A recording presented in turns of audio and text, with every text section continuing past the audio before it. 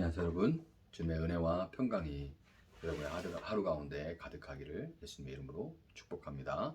오늘 본문은 역대상 13장과 14장을 함께 보도록 하겠습니다. 다윗이 천부장과 백부장과 그 밖의 모든 지도자와 의논하고 이스라엘 온 회중에게 말하였다. 여러분이 좋게 여기고 우리 주 하나님께서 기뻐하신다면 우리가 이스라엘 온 땅에 남아있는 우리 백성과 또 그들의 목초지에 있는 성읍들에서 그들과 함께 살고 있는 제사장과 레위 사람에게 전가를 보내어 그들을 우리에게로 모이게 합시다. 그런 다음에 우리 모두 하나님의 궤를 우리에게로 옮겨오도록 합시다. 사후 시대에는 우리가 궤 앞에서 하나님의 뜻을 여쭈어 볼 수가 없지 않았습니까? 온 백성이 이 일을 옳게 여겼으므로 온 회중이 그렇게 하겠다고 대답하였다. 그래서 다윗은 하나님의 궤를 기럇 여아림에서 옮겨오려고 이집트의 시올에서부터 하맛 어귀에 이르기까지 온 이스라엘을 불러 모았다. 다윗과 온 이스라엘이 하나님의 궤를 옮겨오려고 바알라 곧 유다의 기럇 여아림으로 올라갔다. 그 궤는 그룹들 위에 앉아 계신 주님의 이름으로 불리는 궤이다. 그들이 아비나답의 집에서 하나님의 궤를 꺼내서 새 수레에 싣고 나올 때에 우사와 아히오가 그 수레를 몰았다. 다윗과 온 이스라엘은 있는 힘을 다하여 노래하며 수금과 검은고를 타며 소구와 심벌들을 치며 나팔을 불면서 하나님 앞에서 기뻐하였다. 그들이 기돈의 사장 마당에 이르렀을 때에 소들이 뛰어서 궤가 떨어지려고 했으므로 우사가 그 손을 내밀어 궤를 붙들었다. 우사가 궤를 붙들었으므로 주님께서 우사에게 진노하셔서 그를 치시니 그가 거기 하나님 앞에 죽었다. 주님께서 그토록 급격하게 우사를 벌하셨으므로 다윗이 화를 냈다. 그래서 그곳 이름을 오늘까지 베레스 우사라고 한다. 그날 다윗은 이 일 때문에 하나님이 무서워서 이래서야 내가 어떻게 하나님의 궤를 내가 있는 곳으로 옮길 수 있겠는가 하였다. 그래서 다윗은 그 궤를 자기가 있는 다윗성으로 옮기지 않고 가드 사람 오베데돔의 집으로 실어가게 하였다. 그래서 하나님의 궤가 오베데돔의 집에서 그의 가족과 함께 석 달 동안 머물렀는데 그때 주님께서 오베데돔의 가족과 그에게 딸린 모든 것 위에 복을 내려주셨다. 14장 두로왕 히람이 다윗에게 사절단과 함께 백향목과 석수와 목수를 보내서 궁궐을 지어주게 하였다. 다윗은 주님께서 자기를 이스라엘의 왕으로 굳건히 세워주신 것과 그분의 백성 이스라엘을 번영하게 하시려고 그의 나라를 크게 높이신 것을 깨달아 알았다. 다윗은 예루살렘에서 또 아내들을 맞아 또 자녀를 낳았다. 그가 예루살렘에서 낳은 아이들의 이름은 삼무와 소박과 나단과 솔로몬과 이팔과 엘리수아와 엘벨렉과 노가와 네벡과 야비아와 엘리사마와 브엘야다와 엘리벨렛이라. 다윗이 기름 부음을 받아 온 이스라엘의 왕이 되었다는 소식을 블렛 사람이 듣고 온 블렛 사람이 다윗을 잡으려고 올라왔다. 다윗이 이 말을 듣고 그들을 맞아 공격하려고 나갔다. 블렛 사람들이 이미 몰려와서 르바임 평원을 침략하였다. 다윗이 하나님께 아뢰었다. 제가 저 블렛 사람들을 치러 올라가도 되겠습니까? 주님께서 그들을 저의 손에 넘겨주시겠습니까? 주님께서 그에게 대답하셨다. 올라가거라. 내가 그들을 너희 손에 넘겨주겠다. 그래서 그가 바알보라심으로 쳐들어갔다. 다윗은 거기에서 블렛 사람들을 쳐서 이기고 나서 이렇게 말하였다. 홍수가 모든 것을 휩쓸어 버리듯이 하나님께서 나의 손으로 나의 원수들을 그렇게 휩쓸어 버리셨다. 그래서 사람들이 그곳 이름을 바알브라심이라고 부른다. 블렛 사람이 그들의 온갖 신상을 거기에 버리고 도망갔으므로 다윗은 그 신상들을 불태워 버리라고 명령하였다. 블렛 사람이 또다시 그 평원을 침략하였다. 다윗이 하나님께 또 아뢰니 하나님께서 그에게 대답하셨다. 너는 그들을 따라 올라가 정면에서 치지 말고 그들의 뒤로 돌아가서 숨어 있다가 뽕나무 숲의 맞은쪽에서부터 그들을 기습하여 공격하여라. 뽕나무 밭 위쪽에서 행군하는 소리가 나거든 너는 곧 나가 싸워라. 그러면 나 하나님이 너보다 먼저 가서 블레셋 군대를 치겠다. 다윗은 하나님이 명령하신 대로 기브온에서 게셀에 이르기까지 쫓아가면서 블레셋 군대를 무찔렀다. 다윗의 명성이 온 세상에 널리 퍼졌고 주님께서는 모든 나라들이 다윗을 두려워하게 하셨다. 아멘. 자, 역대기 기자는 역대기를 기록한 이 저자는 사울과 다윗 그리고 그들의 통치가 달랐음. 사울과 다윗이 달랐고 또 당연히 그들의 통치가 달랐다는 것을 부각시키려고 하는데요. 그런 모습을 가장 잘 보여주는 구절이 역대상 10장 14절. 그는 주님께 지도를 받으려 하지 않았다. 사울이고요. 사울은 주님께 지도를 받으려 하지 않았대요. 이것과 대조되는 오늘 본문 역대상 13장 3절의 모습입니다. 그런 다음에 우리 모두 하나님의 궤를 우리에게로 옮겨오도록 합시다. 사울 시대에는 우리가 궤 앞에서 하나님의 뜻을 여쭈어 볼 수가 없지 않았습니까? 다윗이 언약궤를 이제 다윗성으로 옮겨오려고 했어요. 그 이유가 무엇인가? 예루살렘으로 왜 언약궤를 옮겨오려고 했는가? 하나님께 묻고자. 사울은 그러지 않았는데 다윗은 하나님께 묻고자 한다는 것은 그 뜻을 순종하기 위한 것이죠. 그 모습에서 다윗과 사울의 결정적인 차이가 난다라고 역대기 저자는 지금 대조를 하고 있는 겁니다. 사울과 다윗의 통치는 하나님께 묻는가 그렇지 않은가로 대조되고, 이것은 그들이 사무엘 시대에 블레셋에 빼앗겼다가 기럇 여아림에 머물게 된 이 하나님의 언약궤를 대하는 태도에서 그대로 드러나죠. 사울은 그의 통치 시기에 여러 이방 민족들과 이제 전쟁을 싸움을 해야만 했습니다. 그 대적들과의 싸움이 있었음에도 불구하고 단 한 차례도 언약궤를 모셔와서 그 앞에서 하나님의 뜻을 구하고자 하는 그런 시도가 아예 없었어요. 그는 하나님이 주신 땅에서 하나님의 백성을 다스리는 왕이었음에도 불구하고 하나님 없이 스스로의 힘과 지혜로 다스리려는 교만함과 어리석음에 빠져 있었고, 그로 인해서 결국에는 그와 그뿐만 아니라 그의 가족들, 자녀들까지 다 전사하면서 그의 집은 홍수가 나고 창수가 일었을 때 마치 모래 위에 쌓은 것과 같이 무너져 버리고 말았습니다. 그런데 다윗은 즉위하자마자 가장 중요한 우선 과제로, 바로 12장 다음에 13장에서 바로 이거부터 시작되죠. 가장 중요한 우선 과제로 하나님의 언약궤를 나라의 중심인 예루살렘으로 모셔오고자 했습니다. 이것을 우선순위로 둔 거예요. 언약궤는 하나님이 언약궤 위에 속죄소, 두 그룹이 있죠. 두 그룹 사이에 속죄소요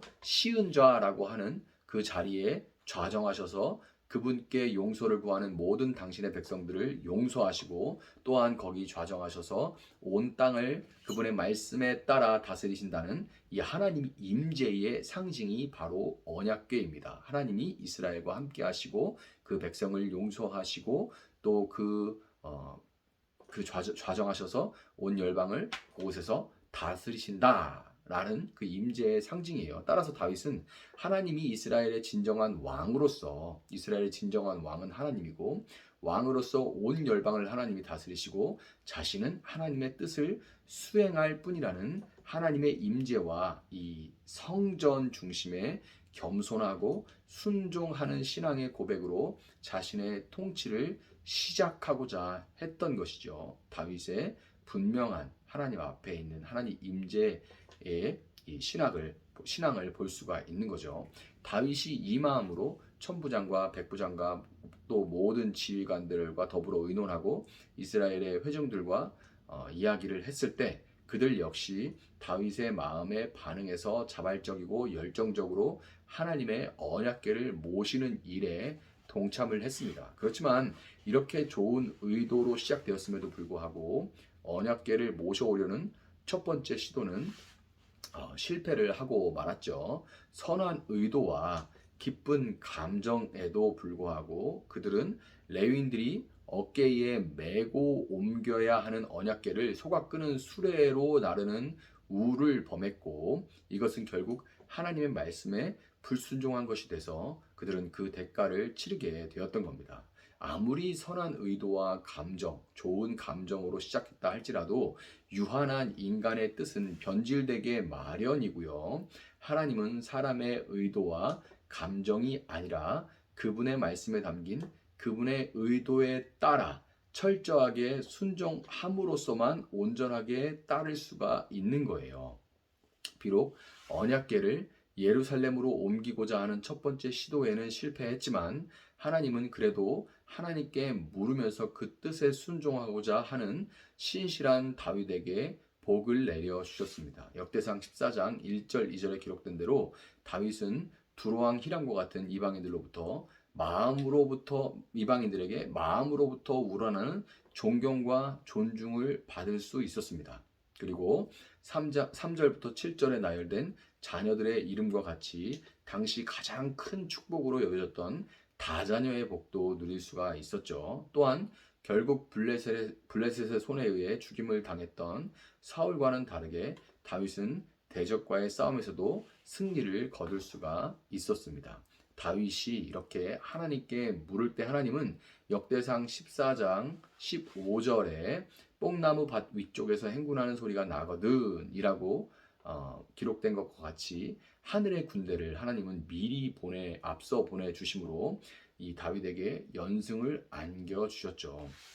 여러분이 하나님의 성전을 중심으로 살고 그분의 뜻에 순종할 때 받는 이런 축복은 역대기 저자가 당시에 역대기를 읽게 될 이스라엘 백성들, 이방으로부터 높임을 받기는커녕 이방에게 나라를 빼앗기고 포로로 잡혀갔다가 겨우 돌아왔고 성전을 또 완공을 했지만 그럼에도 여전히 어려움 가운데 놓여 있는 그들에게 전하고 싶었던 역대기 저자가 이 기록을 통하여서 성령의 감화로 기록된 이 기록을 통하여서 그들에게 전하고 싶었던 하나님의 말씀이었던 겁니다. 삶의 여러 가지 문제들이 오늘 본문과 같이 이렇게 순종하면 다 잘 된다. 이런 인과 잘 안 되는 것은 다 불순종했기 때문이다. 이런 인과응보적으로 들어맞는 경우는 그리 많지 않아요. 이게 무슨 수학 공식처럼 딱딱딱 넣으면 답이 다 나오게 되어 있는 이런 것이 아니죠. 그렇기 때문에 함부로 타인의 아픔에 인과응보적인 잣대를 들이대서는 안 됩니다. 마치 욥의 친구들 같이 네가 그랬으니까 잘못했으니까 벌을 받았지 이런 식으로 계속 타인의 아픔에 대해서 따지고 드는 것은 분명하게 잘못된 일이에요. 그렇지만 타인이 아닌 자신에 대한 신앙은 인과응보적인 단순한 신앙을 갖는 것이 좋습니다. 왜냐하면 복잡한 것은 오히려 상황이 복잡할 때는 힘을 낼 수가 없기 때문에 그래요. 여러분 어린아이와 같이 단순하고 순전하고 겸손하게 다윗과 같이 신실함으로 끝내 하나님의 축복을 누린다는 그러한 신앙을 지켜내실 수 있기를 바랍니다.